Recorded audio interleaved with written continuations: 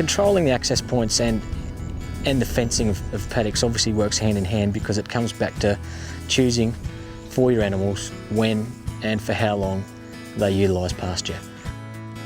We're on Argyle Station, which is 45,000 hectare grazing property, 200 kilometres west of Burke, a little place called Wanaaring. We run a Dorper sheep enterprise here with rotational grazing and use TGP fencing to control when and how much grass our stock eat. Total grazing pressure is any animal having an impact on our land and how we can dictate when and for how long that impact happens. To do that, we need fencing, we need water point trap yards, because we need to know what's in there. And the only way that you can work out how much pressure there is if you know how many animals are doing it.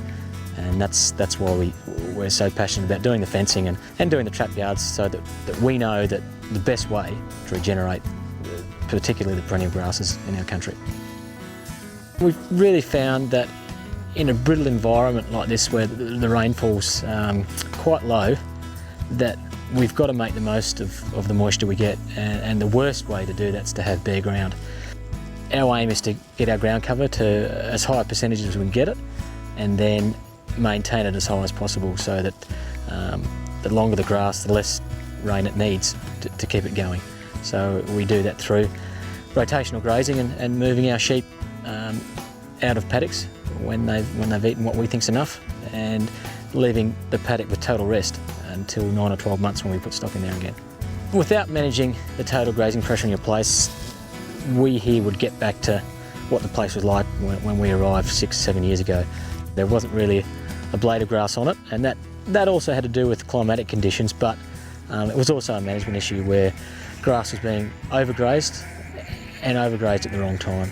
If we don't manage the pressure here, this side of the fence is basically going to end up like the other side, which is far from being sustainable and is not productive. The problem when you've got animals with free access to water is, a lot of the time, if you're not monitoring your paddock properly and in your paddock all the time, you can't tell how many animals are in there. Whereas when you TGP a water point, every now and then you can just go and set the traps off and go, well, wow, I just got 500 goats in, and get rid of them so that we've got total rest in the paddock.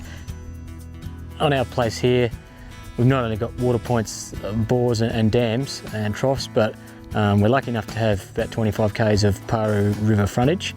But part of your TGP fencing and controlling stock with water points means that if you've got a resource like this, you really got to fence it off and keep the stock off the river. Before bores were sunk in the late 1800s, this was the only water point for hundreds of kilometres around here, so it's been fairly heavily grazed on this river over a long period of time. We've fenced off the 25 k's of it, probably a kilometre off the river, outside where the river floods, and that's allowed us to keep stock out of this area and to give it a chance to recover. One of the great things about the WCMA is the variety of projects you can do if you apply for funding. In this instance, the river's not stock proof, so it's not only a benefit to the riverine system here, but it's a benefit to us to fence it off, because it stops our stock from being able to get across the river. The Paru's not a constantly flowing river, so when we get a flow down it, the less vegetation that we've got on the floodplain, the faster the water tends to flow through, which causes more erosion, more damage to infrastructure like pumps and things that you've got put in for alternative water points. And because the water's going through so quick, you don't get a chance for it to sort of build up and pool and produce your productive feed.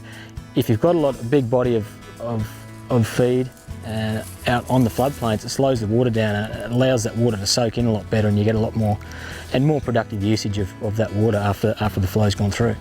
The style of fencing in this area that used to occur was, because you can't fence off one side of the river because it doesn't give access to landholders on the other side, the fencing was give-take, which meant that it went across diagonally all the way down, which meant that every time you get a flood event, the fence was ruined. So the whole area wasn't stock-proof, which means that we fenced it back a K out, and so whenever there's a flood coming down here, our fences are well out of it, which means our boundary's secure, which means we can control the total grazing pressure inside it, because it's not letting feral species like goats in from that river country. Where you place your water is very important. We've, in conjunction with the WCMA, put in a lot of polypipe and troughs. The idea being to try and spread out that grazing pressure around the water points.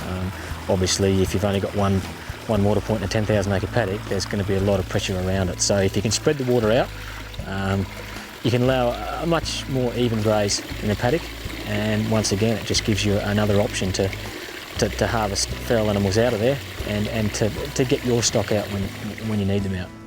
It's one of the things as a manager that you've got to work out, that it might be better to have a water point in the corner to do a stock rotation, but obviously if that's the only water in the paddock, they're not going to utilise the pasture fully if they're hanging in one place all the time. So it's a yin and yang sort of thing. I mean, if you've got one corner in the paddock that's got water in it, you might put another one out on the other side to try and spread the grazing pressure, and then when you want to do a rotation, turn one off and move them through another one. Controlling the access points and the fencing of paddocks obviously works hand in hand, because it comes back to choosing for your animals when and for how long they utilise pasture. It's just imperative that you don't let them have a free rein, because they'll do what animals do and go to the same place where they feel comfortable. So once you put the fence up and they've got the spear traps in, it's only a small part of a whole grazing management plan that you need to follow up on. It's no good just fencing it and forgetting about it. You've got to fence it. Use the tools that you've constructed and aerial muster, get your stock out, get the ferals out, re-trap, and it's got to be a planned approach. The fencing and the trap yards can't be used alone, but you certainly couldn't do the job without them.